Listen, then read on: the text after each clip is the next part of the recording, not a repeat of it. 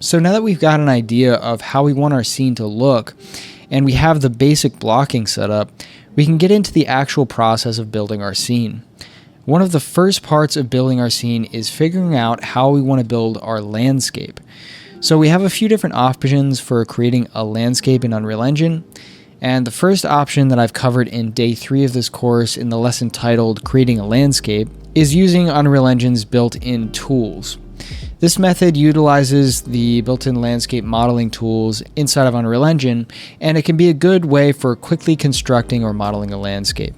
It has some advantages with Unreal Engine 5.1's new landscape creation tools, which are vastly improved from previous versions. However, this process can be time-consuming if you're manually creating your landscape, and it can be a bit limiting if you need high amounts of detail or if you need your camera to be close to your landscape. Another option is to build it using Quixel Megascan's assets.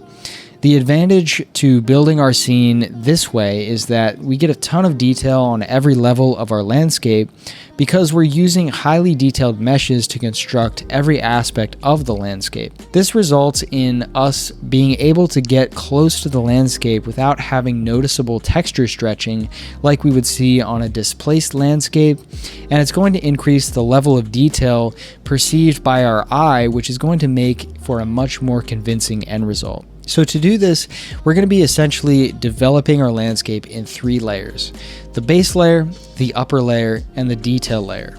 In the first layer, the base layer, we're going to be adding 1 to 5 Quixel Megascan's assets, which we'll be able to duplicate and spread across our scene. This is going to be the underlying ground that we're going to build off of. So then for the upper layer, we're going to be adding the larger elements to our scene, like the buildings, debris, rubble, rocks, and other assets of that kind to break up the landscape and add randomness. Next, for our detail layer, we can start adding foliage and patches of grass or bushes, sticks or small rocks scattered on the ground, and things like that.